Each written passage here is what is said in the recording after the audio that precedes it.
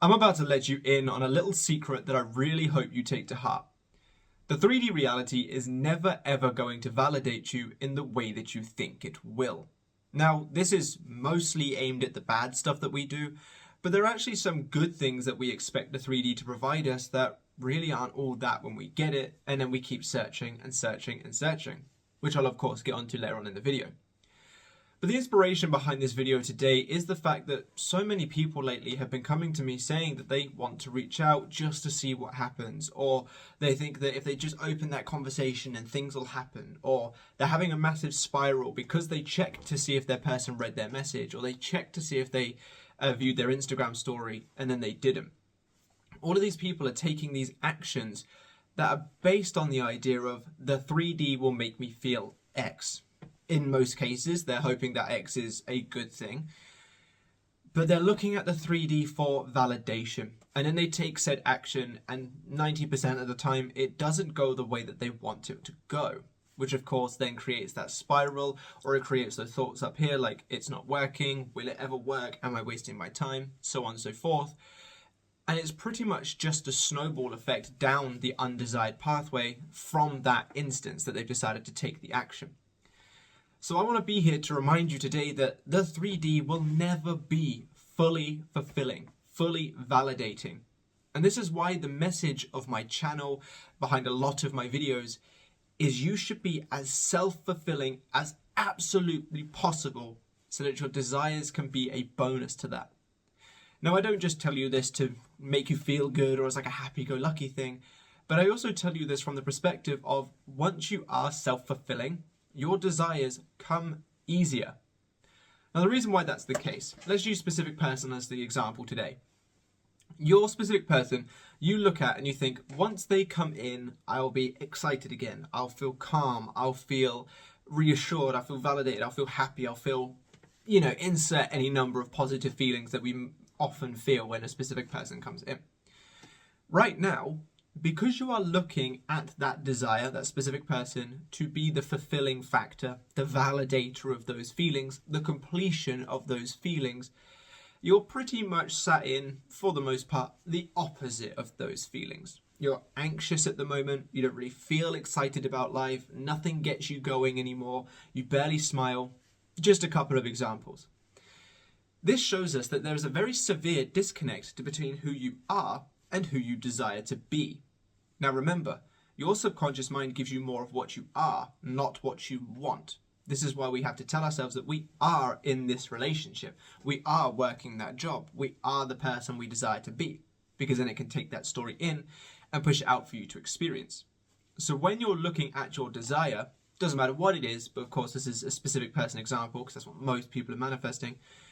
When you look at that desire, and you look at it from the perspective of, once this comes in, then I'll feel X, you are saying to your subconscious mind, I currently don't feel X, which by extension means that anything that would make you feel X is pushed away because you can't receive something that you are not in the state of having, or not in the state of at least residing within.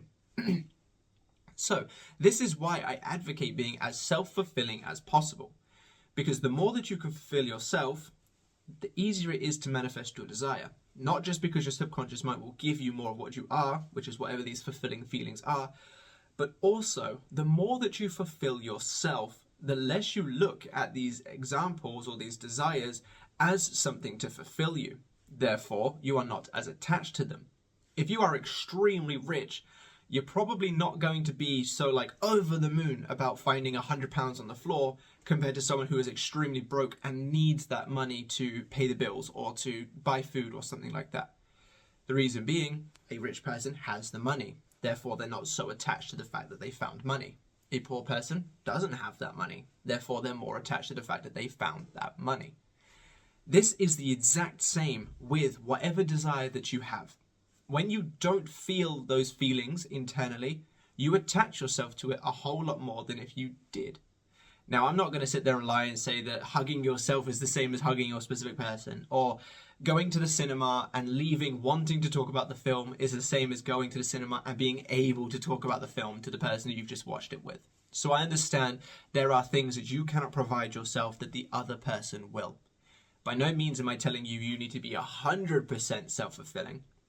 But when you can get yourself to a point where you say, okay, this person is going to provide X once they come in, let me provide X as much as I possibly can for myself in this moment, you will make it easier to manifest them, and you will enjoy your life a whole lot more.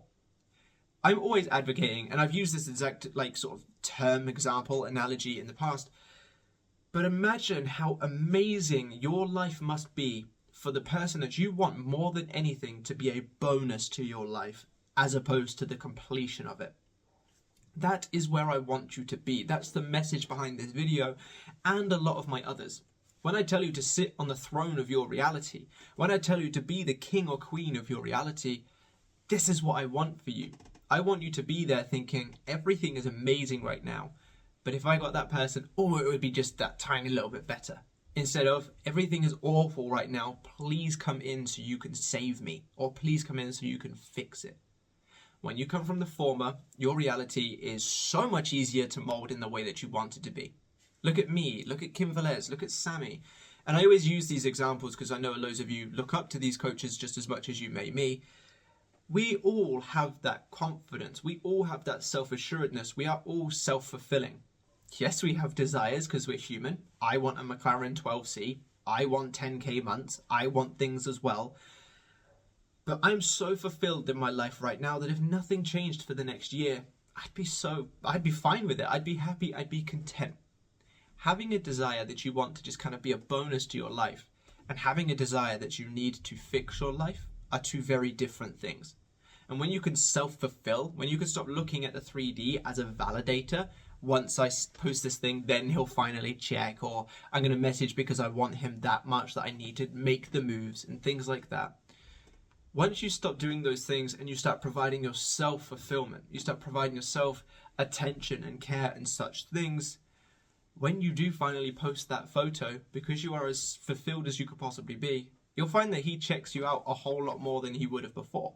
Because you're already in the state of feeling fulfilled with the way that your life is, so your subconscious mind pushes out more things to fulfill you.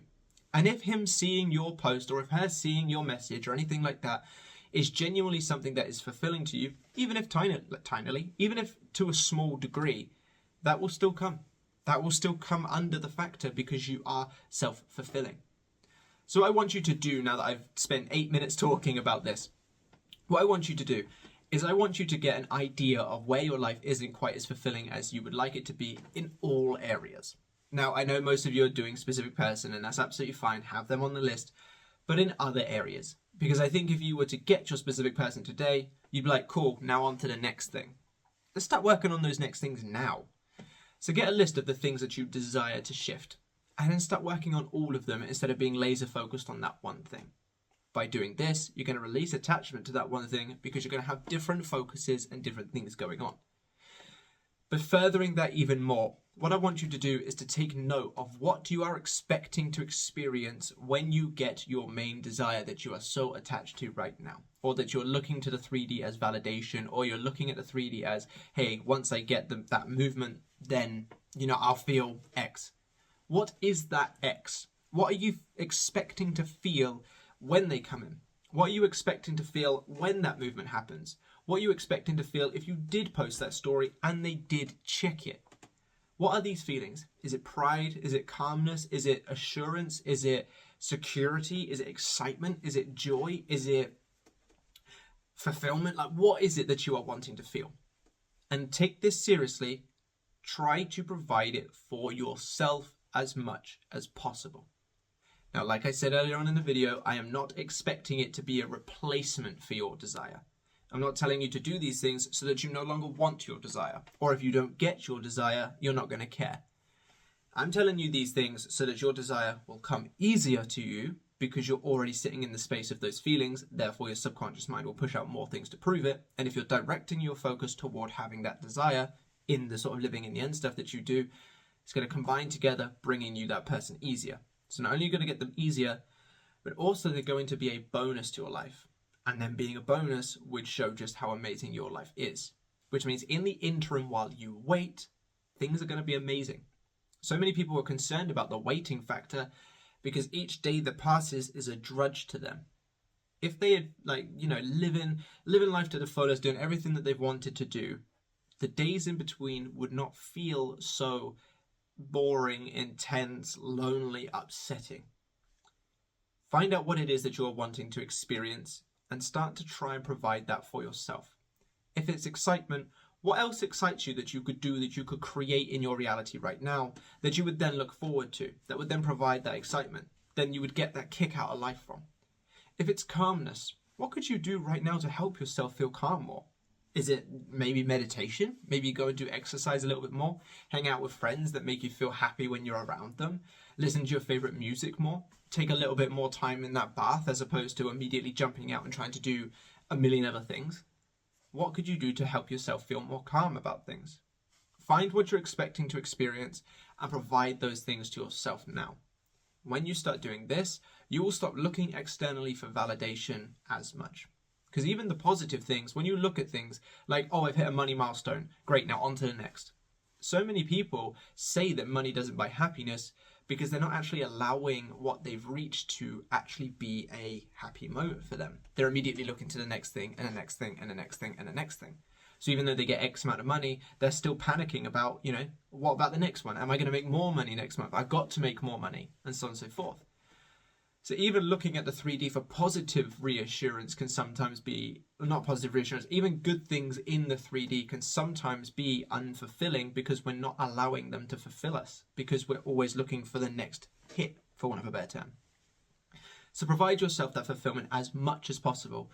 It'll bring them in easier, it'll make your life so much more enjoyable now, and you won't end up getting burnt by the 3D when you look for validation. You won't need them to check your story as much when you're already feeling quite good about yourself. You won't need them to message you as much when you already feel quite good about yourself. If Katie and I go a day without messaging now, I'm content with it because I know that she's there when I get home. But also, my life is so great that if I don't have to check my phone for a message, I'm not sitting there shaking like, oh my God, it's not going to happen. I have other things to be getting on with. And that's what I want for you.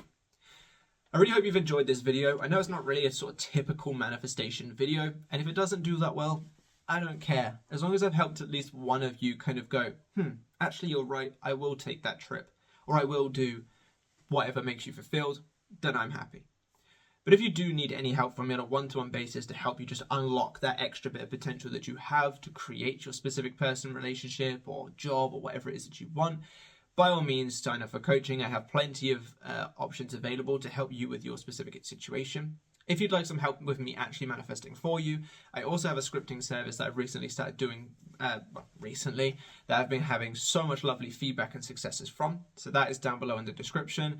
And sign up for the membership because you can get tons more from me for such an affordable and, well, cheaper than it should be price. So thank you so much for watching, and I'll catch you lovely people in the next one. Bye-bye.